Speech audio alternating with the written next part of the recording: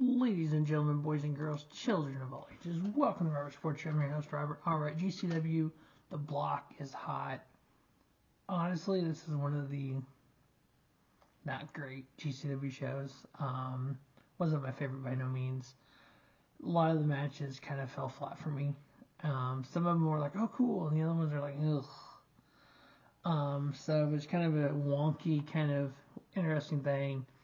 I'm going to start with the main event. We had Joey Janela and Sawyer with Missy Hyatt teaming up, taking on Blake Christian and Shane Mercer. As we know, Joey Janela spring break, we get Joey Janela versus Blake Christian for the GCW World Title. So we kind of had the kind of lead up feud with the muscle of Blake Christian, Shane Mercer, and then Joey Janela found him a tag partner. Now, Missy Hyatt got involved. Obviously, her and her coach purse, and it's loaded. My guess has got a brick in it or something. And they just kind of kept hyping about it. Honestly, this match kind of drug out for me. I ended up giving this match 3.25 stars. It was just there for me. Hopefully, the match between Janela and Christian is better. But this is kind of like bleh for me. Next up, we had Violence is Forever. Dominic, Garrini, and Kevin Koo defending their GCW tag titles against Danhausen and Nick Gage. I like how Nick Gage comes out just kind of for big shows and kind of does his thing. But yet, he's kind of behind the scenes more. Kind of like that. You get that little taste of the Deathmatch King. And I love when he comes out with Maki Ito, the cutest one with the pizza cutter. It's kind of cute. But this match kind of ended wonky with Violence is Forever getting the victory. But Nick Gage and Danhausen kind of at odds against each other. And Nick Gage daring Danhausen put a spell on him and that they're going to fight during the collective. And it's like, what the? This is sort of weird. I end up giving it 3 stars. With Violence is Forever retaining their GCW tag titles. Next up, we have the Mothership, Allie, Katch, and Sheik taking on High Seas, Cloudy, and Nick Ando. Yeah, this match was just kind of there for me. Obviously, Mance Warner is still going after Allie, Katch with the screwdriver. We were able to get a victory on this one here for the Mothership. I ended up giving this match 3.25. Next up, we had Jacob Fatu and Zilla Fatu taking on Gringo, Loco, and Oni El Bendito. Oni El Bendito is one of my favorite luchadors. This was all about the power of the Fatus and the high-flying ability of Bendito and Gringo Loco. At the end of the day, power won out. Jacob Fatu, Zilla Fatu getting the victory. And if you watch the other show, you'll know what my thoughts were for WrestleMania with the Fatus.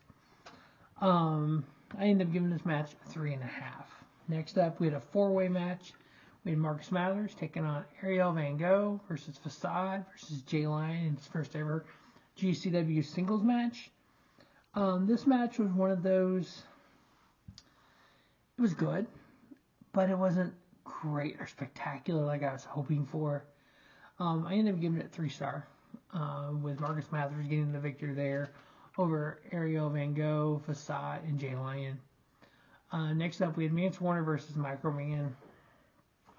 This match technically ended in a no contest because it was kind of bleh. It was basically Mance Warner attacking Microman, threatening to rip his mask off and show to the public who he actually is. And Mance was in a bad mood the whole time. And 12.5 minutes and it ended in no contest. I'm giving it 2.75 stars. Next up, we had Nick Wayne versus Broski Jimmy. Come out with Steph Delaney because Matt Cardona wasn't there. Nick Wayne's like trying to get the real Jimmy Lloyd back. Nick Wayne was able to get the victory over Broski Jimmy in a little over 10 minutes. I ended up giving this match 2.75 stars. They ended up using doors and stuff. Just kind of, again, both these shows to me were kind of like bleh. Next up, we had Rich and Powerful, Charles Mason and Rich Holliday with Parrow taking on Infinity Beyond, Cheech and Colin, Delaney. Yeah, this match wasn't good. I ended up giving this match, 2.5 stars.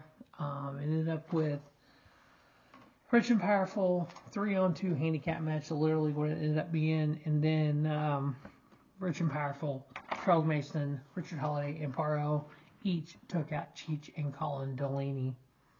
And I mean, took him out. I mean, just tried to annihilate him.